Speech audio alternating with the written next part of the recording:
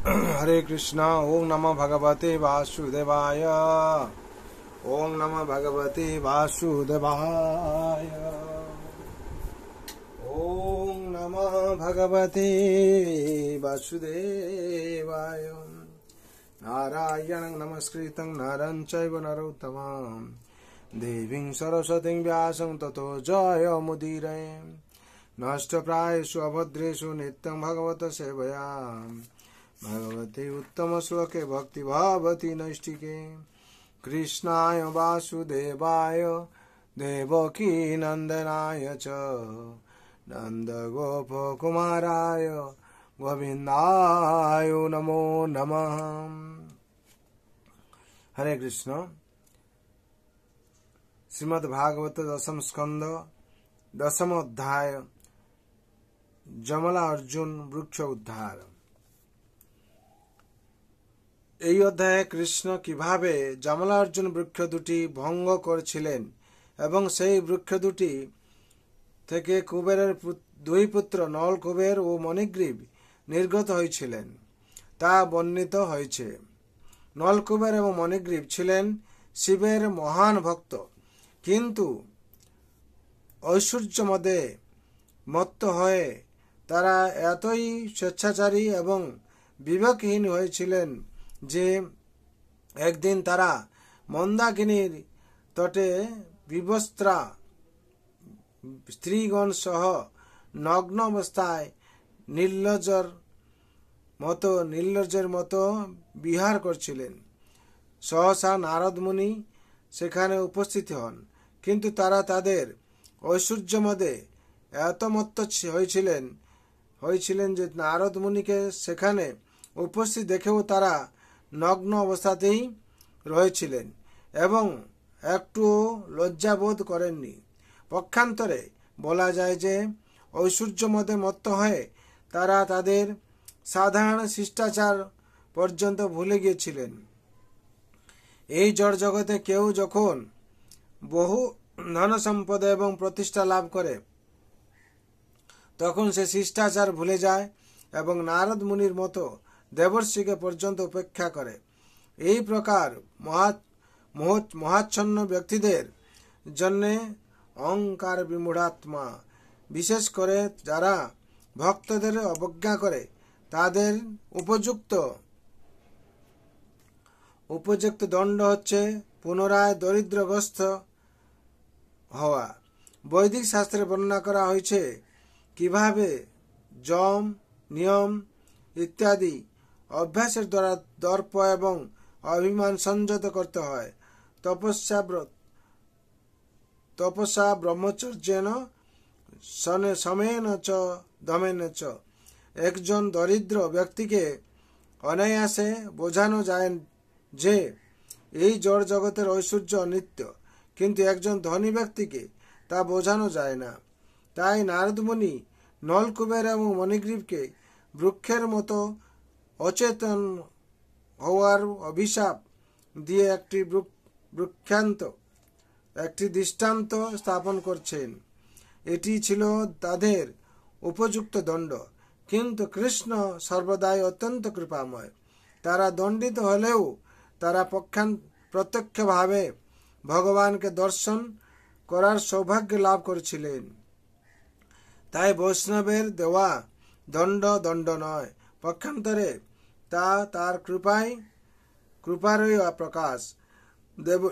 দেবর্ষির অভিশাপে নলকুবের এবং মণিগ্রীব মা যশোদা এবং নন্দ মহারাজের অঙ্গনে যমলা অর্জুন বৃক্ষ হয়ে প্রত্যক্ষভাবে ভগবান শ্রীকৃষ্ণকে দর্শন করার সৌভাগ্যের প্রতীক্ষা করছিলেন। শ্রীকৃষ্ণ তার ভক্তের ইচ্ছায় এই যমলা অর্জুন বৃক্ষ দুটিকে উৎপাটিত করেছিলেন এবং নলকুবের ও মণিগ্রীব 100 দিব্য বৎসরের পর এইভাবে উদ্ধার লাভ করায় তাদের পূর্ব চেতনা জাগরিত হয়েছিল এবং তারা দেবোচিত প্রার্থনার দ্বারা কৃষ্ণের স্তব করছিলেন। এইভাবে প্রত্যক্ষভাবে শ্রীকৃষ্ণকে দর্শন করার সুযোগ লাভ করে তারা উপলব্ধি করেছিলেন নারদ মুনি কত কৃপাময়, এবং তাই তারা নারদ মুনির প্রতি তাদের কৃতজ্ঞতা প্রদর্শন করে তারা তাকে ধন্যবাদ জানিয়েছিলেন। তারপর ভগবান শ্রীকৃষ্ণকে প্রদক্ষিণ করে তারা তাদের নিজ স্থানে প্রত্যাবর্তন করেছিলেন। হরি বল। এখানে দশম স্কন্ধে দশম অধ্যায় যমলা অর্জুন বৃক্ষ উদ্ধারের কিভাবে হলো বর্ণনা করা হয়েছে। আমরা পরবর্তী 1 নম্বর শ্লোক শ্রী রাজবাচ পাঠ করব। বিশেষ করে এখান থেকে বলা হচ্ছে একজন মূর্খ ব্যক্তিকে বোঝানো যাবে, কিন্তু একজন দরিদ্র ব্যক্তিকে, কিন্তু একজন ধনী ব্যক্তিকে, একজন দরিদ্র ব্যক্তিকে অনায়াসে বোঝানো যায় যে এই জড় জগতের ঐশ্বর্য অনিত্য, কিন্তু একজন ধনী ব্যক্তিকে তা বোঝানো যায় না। ঠিক নলকুবের এবং মণিগ্রীব একই অবস্থা হয়েছে, কিংবা একই ভাব প্রদর্শন করেছেন। নারদ মুনিকে দেখে তারা লজ্জাবোধ করেননি, তার জন্যে তারা ঐশ্বর্য মধ্যে মত্ত ছিল।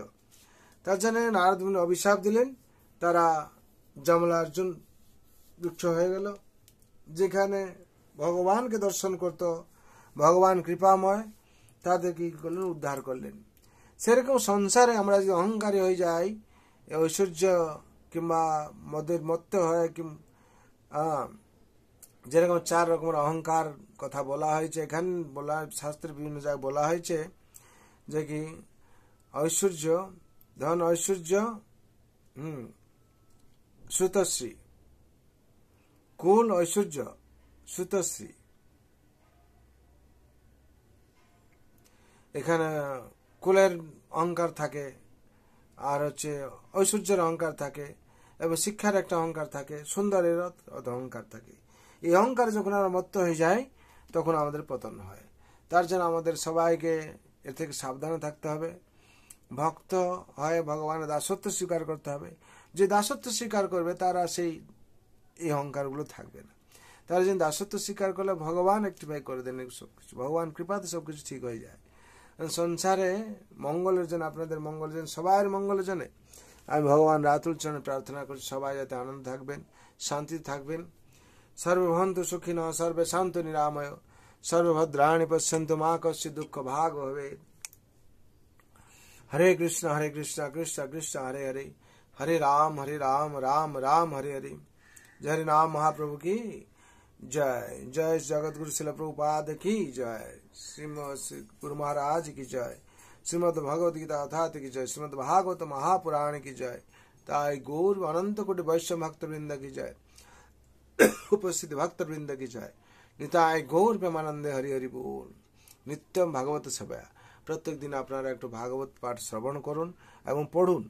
এর ফলে কি হবে, আপনারা এই জন্ম মৃত্যু জরা ব্যাধি চক্র থেকে মুক্তি পেয়ে ভগবত ধামে প্রবেশ করবেন আর ভগবানের কৃপা লাভ করবেন। তার জন্য সবাই মঙ্গলের জন্য প্রার্থনা ভগবান কাছে। হরি বল। জয় শ্রীকৃষ্ণ।